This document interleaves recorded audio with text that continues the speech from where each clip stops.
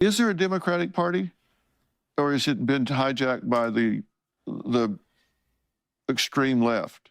Is there still a Democratic Party? Because let me tell you, I can say the exact same thing, and it's not even a question. The Republican Party has been hijacked by not even the extreme right, by Trumpism, which isn't even right. I mean, a lot of it is like it's just a cult about one guy. I wouldn't call it right to be so loving of Russia.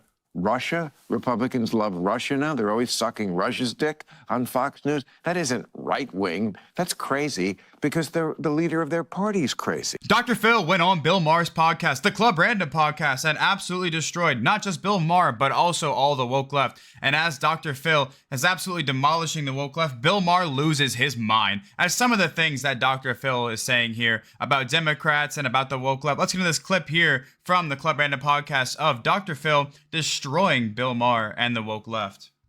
Democratic Party? Is there? Yes, I'd love to. You should talk to John Fetterman. Is there a Democratic Party, or has it been hijacked by the extreme left? Is there still a Democratic Party? Because let me tell you, I can say the exact same thing, and it's not even a question. The Republican Party has been hijacked by not even the extreme right, by Trumpism, which isn't even right. I mean, a lot of it is like it's just a cult about one guy. I wouldn't call it right to be so loving of Russia. Russia? Republicans love Russia now? They're always sucking Russia's dick on Fox News? That isn't right-wing. That's crazy because the leader of their party's crazy. If the Democratic Party of 20, 30 years ago is not like the Democratic Party today. Either is the Republican. I was going to say that next. No, I agree. Same thing. No, I agree. Yes. Because I truly am apolitical. I vote for people and policies, not parties. But if I had to describe myself historically, I would say I've always been a social democrat and a financial Republican. Do you ever have a Jewish girlfriend? You were very pro-Israel there a minute ago. No, I don't think so. No? But like I say, I've been with the same woman 50 plus years. Right. So it's been a long time. Okay. Jewish mistress? That was a loaded question. Really? I didn't think so. Very clear no. I know. Very clear no. But I'm just saying we've got to do something here that, independent of who gets elected president, this country's got to wake up and start being more self-determining than... That's very true there from Dr. Phil, and it's also very telling, Bill Maher's response to Dr. Phil's question, whenever he says, is there an actual Democratic Party still, or has it been hijacked by all of these extremists? And what I just call them is the woke left. It's the easiest way to describe them and group them in, and it triggers them a whole lot when you call them that, and it's just a win-win. and what Bill Maher's response was just very telling, where he immediately goes on defense mode, immediately starts attacking Republicans, and instead of answering that question, he's like, are you serious? Well, what about the right? What about the extremists on the right? The Republican Party has been completely hijacked by extreme right-wingers and Trumpism. You can't even try to criticize his own side. You can't even try to criticize the Democratic Party being hijacked by the woke left. Can't even accept that for a second to even have the conversation with Dr. Phil. It's very telling, and it's very showing of how bad it's gotten over there. And you bring it up even a little bit, and you even mentioned a little bit, Dr. Phil did, and it's immediately defense mode. It's very telling. Depending on who's in office. And if you've got idiots out there that aren't putting America first, we got to kick their ass to the curb. It's just, I don't care if Republican or Democrat, we got to kick their ass to the curb. We can't have those people contaminating and poisoning the ideology. But see, the Democratic Party is better at self-correcting. Like Kamala, her speech at the convention was very pro-American. I mean, if you told me that Kamala Harris would be the presidential candidate 6 months ago, and that I accepted that and then said, okay, and she's going to use the word privilege in her acceptance speech, I would have thought it would have been about white privilege and all that bullshit that they're always on about. Not that it's all bullshit, but it bugs me. I mean, they just go overboard. But that's not what her speech was about. She said it's a privilege to be an American. which is music to my ears. Well, you Like, don't that's think what she- that party needs to hear. You don't think And that's true. I mean, that is true from Bill Maher. That is what that party needs to hear. And I don't know where that came from Kamala. I don't know the context of it, and I don't even care for watching her speeches in the past. Oh God.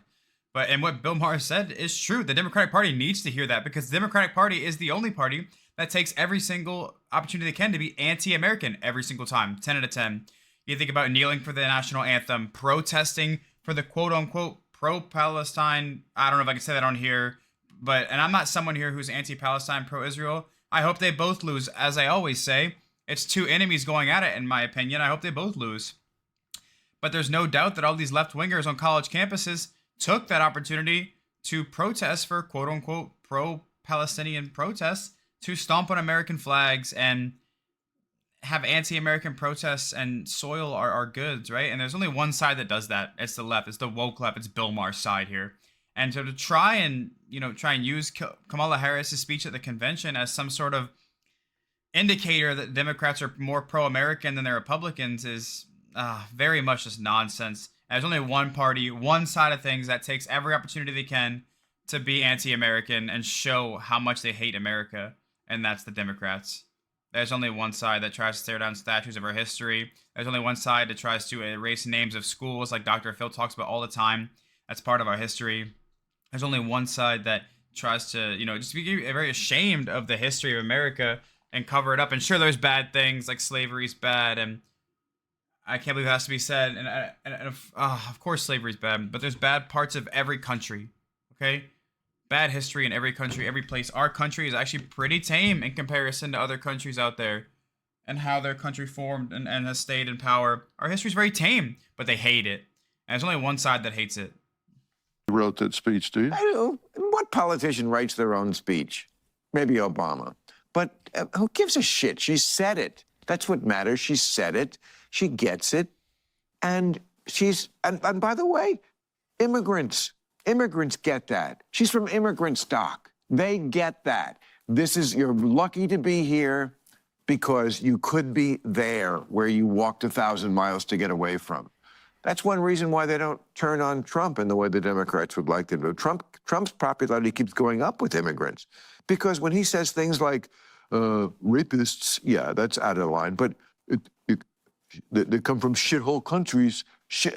They're like, fucking right, we came from a shithole country. Why do you think we swam here through shark-infested waters or whatever the fuck they did? We did it because we came from a shithole country. This man speaks the truth. And now we're not in a shithole country. And, there are more inspiring slogans than we're not a shithole country, but, That's a start. it's a start. And there's too much about this country that does resemble a third world country, not least of which is a wannabe autocrat who does not believe in conceding elections. If you enjoy content like this, then make sure you leave a like and subscribe to the channel. It really does help me out a ton. Let's get back to the video. That's certainly a mark of a third world country. But, in general, America is good, especially compared to the way the rest of the world acts. I feel like the Democrats have gotten back on that message. They're back on that page. Whereas the Republicans, to your point about, don't change, okay, everybody at the Democratic convention who spoke was part of the tradition of the Democratic Center. Joe Biden, Hillary Clinton, Bill Clinton, Obama. The Republicans had nobody pre-Trump. George Bush, no Mitt Romney, nobody representing McCain.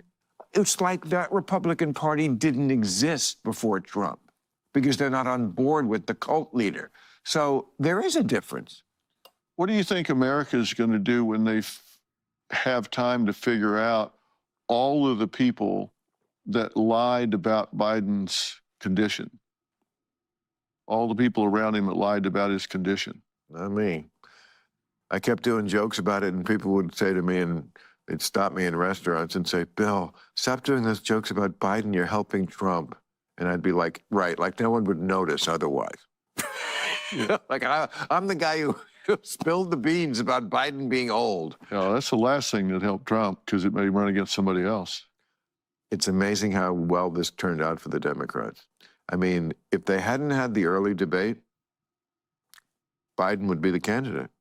The fact that they had that debate, which never happened before, nobody ever had a debate in June. That was the dumbest thing that they could have done, because once the Democrats saw it, and the Democrats, for once in their lives, got their shit together fast, and they were like, oh, okay, out with the old, in with the new. So what are you going to do if Trump? Which I don't understand. I don't understand why it took them that debate. I mean, Joe Biden performed exactly how we all thought he would.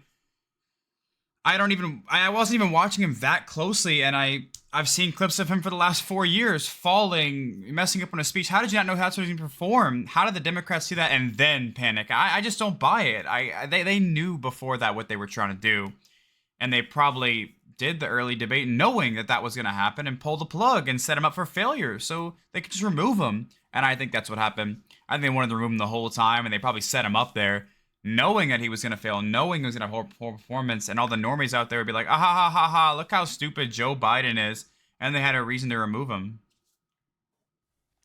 Nothing going on with my show and making jokes at his expense every week. And that's why this is a great country. Because as crazy as he is, he didn't do anything about it the first time.